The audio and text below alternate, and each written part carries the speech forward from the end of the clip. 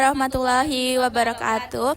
Baiklah, di sini kami kelompok 4 dengan anggota saya sendiri, yaitu ada Fevinta Dwi Arianti, rekan saya ada Resya Alifa Ariansi, Sachira Oktria Atiara Asma Bismar, Suci Ramadhani, Apritia Kanzana, Agi Zafela, Zakia Ahmad, dan Hani Nazatul Husni.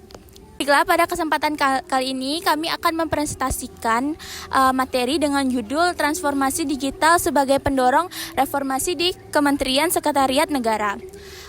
Transformasi digital saat ini sangat dibutuhkan dalam birokrasi pemerintahan di era perkembangan teknologi dan tuntutan masyarakat atas pelayanan publik yang cepat, akuntabel, dan efisien.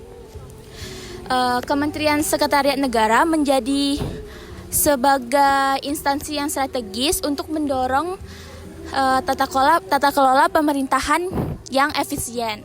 Oleh karena itu, transformasi digital mendukung reformasi birokrasi yang modern dan efisien. Selanjutnya saya akan membacakan tentang konsep transformasi digital.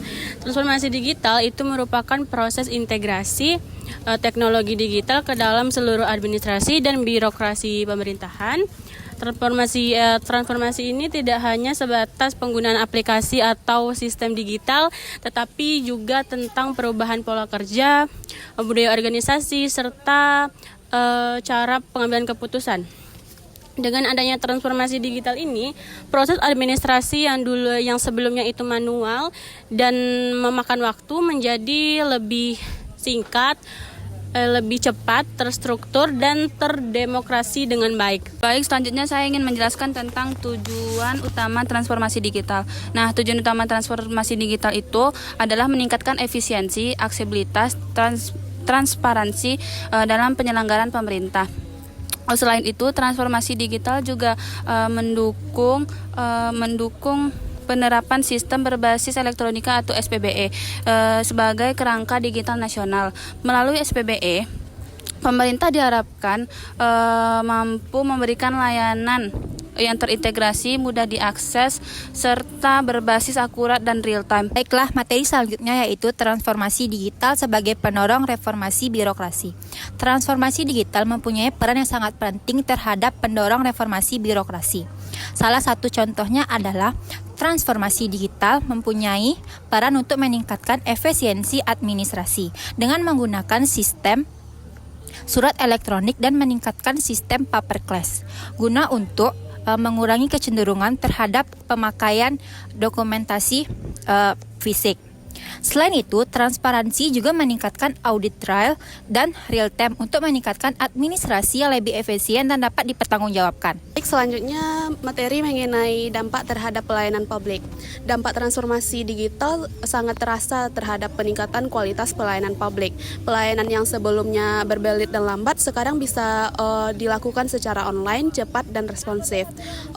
Beban administrasi manual bagi pegawai juga berkurang sehingga mereka bisa lebih fokus terhadap peningkatan kinerja dan kualitas layanan. Hal ini secara tidak langsung meningkatkan kepercayaan publik terhadap pemerintah.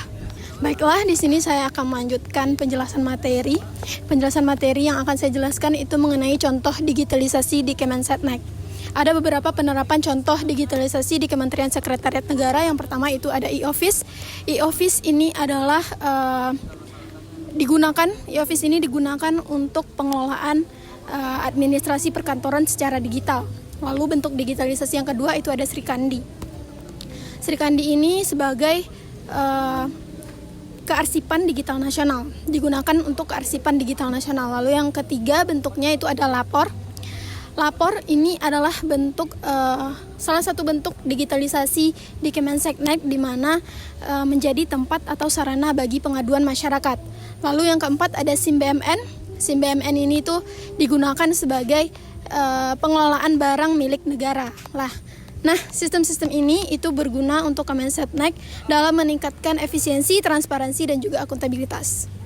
Baiklah, contoh selanjutnya ada SPBE. SPBE yaitu sistem pemerintahan berbasis elektronik, di mana sistem ini digunakan untuk meningkatkan integritas dalam pemerintahan. Contohnya ada arsip, e-planning, e-office, dan e-budgeting. Selanjutnya ada LPSE, yaitu layanan pengadaan secara elektronik yang digunakan untuk mengintegrasikan barang dan jasa. Contohnya ada pengumuman lelang secara terbuka dan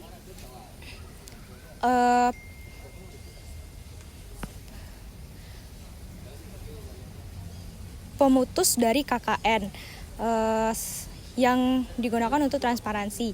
Selanjutnya ada portal PPID, di mana portal ini digunakan untuk menyampaikan informasi layanan publik dengan contohnya yaitu permohonan informasi secara online.